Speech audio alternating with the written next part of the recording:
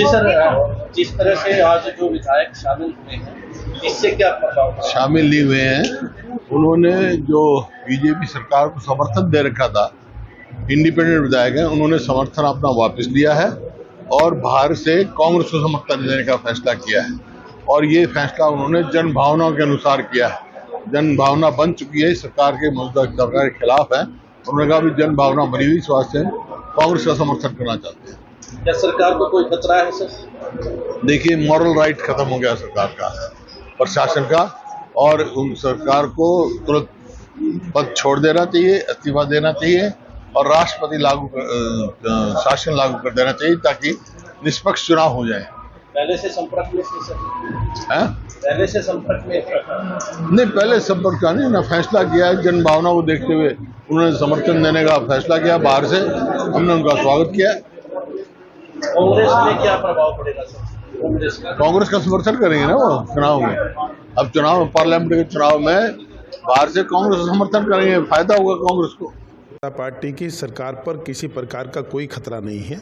जो 3 इंडिपेंडेंट विधायक है, उन्होंने कहा है, अभी उसकी पुष्टि होनी बाकी है, उन्होंने कहा है कि हमने अपना सरकार से समर्थन वापस लिया है, ऐसा उन्होंने कहा है। परंतु उनके जाने के बाद भी भारतीय जनता पार्टी की नायब सैनी सरकार के पास पर्याप्त बहुमत है। और बहुमत है या नहीं है, इसका एक ही स्थान होता है, विधानसभा सत्र। विधानसभा के अंदर ये प्रूव होता है किसी सरकार के पास विधायक है या नहीं है। ये केवल कांग्रेस के द्वारा, भूपेंद्र सिंह हुड्डा के द्वारा केवल भ्रम फैलाया जाता है। 13 मार्च को ऑलरेडी नायब सैनी जी ने, जो हमारे माननीय मुख्यमंत्री है, विश्वास मत प्राप्त किया था और 6 महीने बाद लगभग दूसरा विश्वास मत आना एक मुश्किल कार्य होता है। और जब कभी ऐसी स्थिति होगी विधानसभा में, जब कोई ऐसा विषय आएगा, हम प्रचंड बहुमत से अपनी सरकार का बहुमत वहाँ सिद्ध कर देंगे। सर, इसको लेकर कोई आपकी बड़े पदाधिकारियों से कोई बातचीत हुई है कि इसको लेकर क्या? नहीं, मैं भारतीय जनता पार्टी का मुख्य प्रवक्ता हूँ। मेरा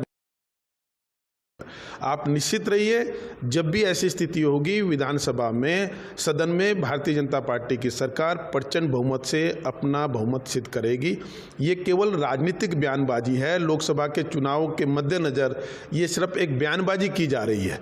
मेरा आग्रह है भूपेंद्र सिंह हुड्डा जी से, आए और विधानसभा में वो बहुमत अपना प्रूव करके दिखाए। भारतीय जनता पार्टी की सरकार बहुमत की सरकार है और नायब सैनी जी यहाँ के मुख्यमंत्री हैं। सर, क्या लगता है किस क्यों अलग हुए, ये थोड़ा क्या नाराजगी लगती है? नहीं, नाराजगी का विषय नहीं है। मुझे लगता है ये क्योंकि चुनाव है हरियाणा विधानसभा का, और जब किसी विधायक को ये लगता है, इंडिपेंडेंट को, कि मुझे यहाँ से सीट मिलेगी या नहीं मिलेगी, तो वो अपने अवसर तलाश रहा है। उनको लगता है कि आज ये अवसर तलाश लेंगे, परंतु वो चौधरी वीरेंद्र सिंह के साथ जो कांग्रेस ने किया है वो भूल गए हैं। उनको ये लगता है कि आज उनको साथ देके हमें शायद आगे मिल जाए, तो चौधरी वीरेंद्र सिंह से उनको सीख ले लेनी चाहिए।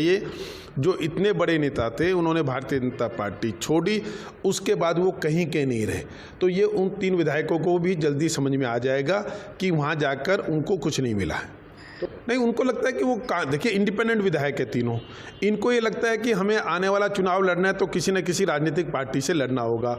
भारतीय जनता पार्टी अपने कार्यकर्ताओं को प्राथमिकता देती है। इनका वहाँ कोई स्कोप नज़र नहीं आ रहा था। उनको लगा कि यहाँ में नहीं मिलेगा तो हम कांग्रेस से चुनाव लड़ने का प्रयास करेंगे, पर तीनों को मुझे लगता है वहाँ जाकर भी निराशा हासिल होगी।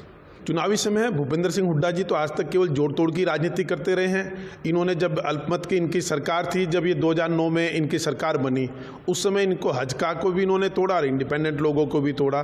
तो ये ऐसी सरकार है, इसलिए कोई ये चलेगा। परंतु जहाँ तक हमारी सरकार पर बहुमत पर किसी प्रकार का कोई खतरा